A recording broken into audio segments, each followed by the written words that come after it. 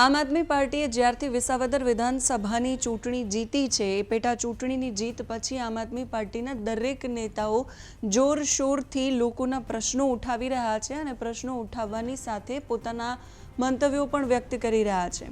આમ આદમી પાર્ટીના વિસાવદરના ધારાસભ્ય ગોપાલ ઇટાલિયા પણ પોતે સતત વિસાવદર અને જૂનાગઢની જનતાના પ્રશ્નો ઉઠાવી રહ્યા છે। વિરોધી પાર્ટી પર પ્રહારો પણ કરી રહ્યા છે। આ દરમિયાન ભેસાણ વિસ્તારમાં એમની મીટિંગ હતી। એ મીટિંગ દરમિયાન હળમતિયા વિશેડ ગામના એક મહિલાએ એમને ફરિયાદ કરી। ફરિયાદ કરતાની સાથે જ ગોપાલભાઈ ઇટાલિયાએ મહિલાના ઘરે પહોંચ્યા। ફરિયાદ એવી કરી હતી કે ભારતીય જનતા પાર્ટીના કોઈ માથાભારે તત્વ છે કે જે મહિલાના ઘરની પાસે આવી અને એના ઘરના દરવાજાની આગળ બેલા મૂકી જાય છે, રોજ મોટા મોટા પથ્થરો મૂકી જાય છે અને લોકોને છેલ્લા 8 વર્ષથી આ સમસ્યાનો સામનો કરવો પડી રહ્યો છે। આવવા જવામાં તકલીફ પડે છે અને એ લોકો હેરાન પણ કરે છે। આવી રજૂઆત ગોપાલભાઈ ઇટાલિયાને કરવામાં આવી। ગોપાલભાઈ ઇટાલિયા ત્યાં પહોંચ્યા, એમણે જાતે પથ્થરો હટાવ્યા અને જેવા એ હટાવીને આવ્યા બીજા દિવસે ફરી પાછી એની એ જ સ્થિતિ જોવા મળી। આ દરમિયાન ગોપાલભાઈ ઇટાલિયા ભારતીય જનતા પાર્ટી પર પણ આકરા પ્રહારો કરી રહ્યા છે। એ કહી રહ્યા છે કે હવે જોઉં છું કે કોઈ મહિનો લાલ છે કે એ આવે છે અહીંયા હટાવવા માટે। આ પ્રકારના શબ્દો એ બોલી રહ્યા છે। ગોપાલભાઈએ જે કામ કર્યું છે એના પર કોંગ્રેસના પાલભાઈ આંબલિયાએ આડકતરી રીતે સવાલ કર્યો। પાલ આંબલિયાએ પોતાના સોશિયલ મીડિયા પેજ પર એક પોસ્ટ મૂકી અને પોસ્ટમાં લખ્યું કે હિટલરશાહી ખતમ કરવા નીકળેલા એડવોકેટ ધારાસભ્ય ક્યાંક ફરી નવી પાછી હિટલરશાહીને જન્મ તો નથી આપી રહ્યા ને। વિરોધ કરવો, જ્યાં ખોટું થતું હોય ત્યાં બોલવું એ હક છે, પણ એ બોલવામાં એ નવા પ્રકારની હિટલરશાહીને શું જન્મ નથી આપી રહ્યા? આ પ્રકારના સવાલો એમણે કર્યા છે। સાંભળીએ ગોપાલભાઈ ઇટાલિયા શું કહી રહ્યા છે અને મહિલાની રજૂઆત શું છે। આખા ગામને દબાવે અને આખું ગામ જોઈ રહે એ શરમનો વિષય છે। એક બેનના ઘરની આગે આ બધું બંધ કરી દીધું અને કોઈ એને કઈ કે નહીં। મામલતદાર શું ન્યાય કરતો? આપણે હાથ ભાંગી ગયા છે? મામલતદાર હાટું જીવીએ છે આપણે? આટલી હદે ખોટું થયું। આ કોર્ટમાં ગયો ભાઈ તોય નિર્ણય નો દીધો અમને આજે 8 વર્ષ આ નિર્ણય થઈ ગયો, જેને મને ફાંસીએ ચડાવે ફાંસીએ ચડાવી દે। ધારાસભ્યને ફાંસીને ફંદે લટકાડે આ નિર્ણય કર્યો છે। કોના હિંમત છે એમ જોઈએ છે। એક બેન આરે આવું વર્તન થાય, આ કઈ વ્યાજબી વાત છે? ભાઈ ફટાકિયા દિવાળી અહીંયા ફોડાવે કેવું ને અહીંયા ફટાકિયા ફોડાવે પછી એમ કે હરગાવી નાખો, અંદર નાખો, જો કેતા જાય ને ધોઈડા જાય। તમને બધાને વિનંતી કરું છું કે થોડોક બેન ને સપોર્ટ કરજો। હે જે હોય ગુંડાનું નામ નથી લેવું। તમે બધા ભવિષ્યમાં ગમે જ્ઞાતિના હો, આ બધી જ્ઞાતિના છે, બધા ધર્મના માણસો।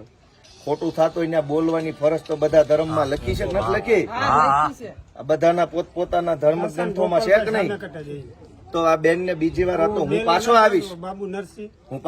જો કોઈને બહુ મોટી હવા ભરાઈ ગઈ છે, ભાઈ ઘડીક નુરાભાઈ, કોઈને બહુ મોટું ભાજપની હવા ચડી ગઈ હોય, કિરીટ પટેલની હવા ચડી ગઈ, હું પાછો આવીશ અને એ દિવાલની જેસીબી નો એક ટલ્લો મારી દઈશું। થોડાક દી ખમો, મને નવરા પડે મશીન લઈને હું આવીશ અને કોણ મને ફાંસી ચડાવું જોઈ લઈશ।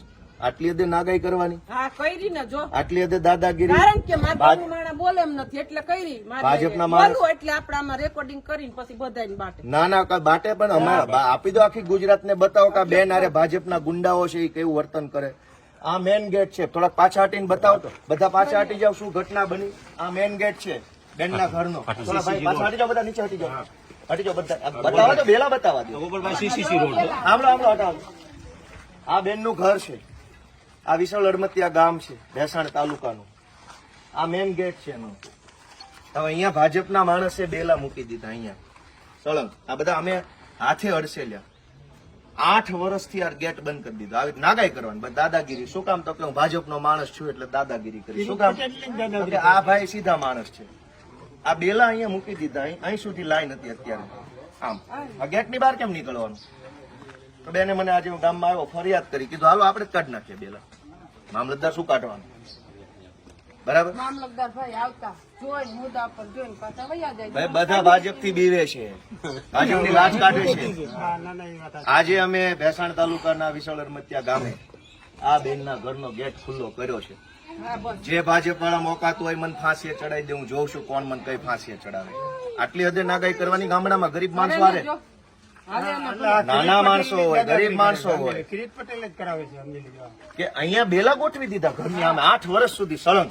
તો બહાર કેમ જવાનું, અંદર કેમ એક આવવાનું? પાયો કાઢ્યો ને તાર વંડી સણવા નહોતા દેતા, હાંજે પાયો સોફો કરે એટલે બેલા ન્યા સણાવી દેતા. આ તો અમારા કડી આવે સોફી કરીને આ દિવાલ કરી. બીજી વાર અહીંયા બે બેલાઈ જો હલાવે ને, અમે જેમ નાખ્યા છે એમાંથી હલાવે ને તો મને ફોન કરી દેજો. અહીં જેમ પડ્યા છે ને એમાંથી હલાવે ને તો મને કહી દેજો. હું જોઈશ કોણ પાણી વાળો ભાજપ વાળો છે. એવું થોડું જ જેમ મૂક્યા છે ને એમ રહેવા જોઈએ. અહીંથી કોઈ સીધાય નથી મૂકવાના. આવે ફેંક્યા એમ ભલે પડ્યા, ગોઠવવાની જરૂર નથી. એવી દાદાગીરી થોડી હોય. ગામ લોકો તમે જરાક બેનને ટેકો આપજો, હાવ આવું ન કરતા.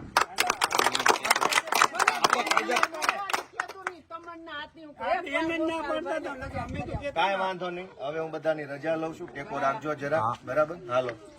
તો ગોપાલભાઈ ઇટાલિયા અને પાલભાઈ આંબલિયાના એ પ્રહારો પર તમે શું માની રહ્યા છો એ કમેન્ટ કરીને અમારા સુધી પહોંચાડજો. અત્યારે આ વિડીયોમાં બસ આટલું જ. નમસ્કાર.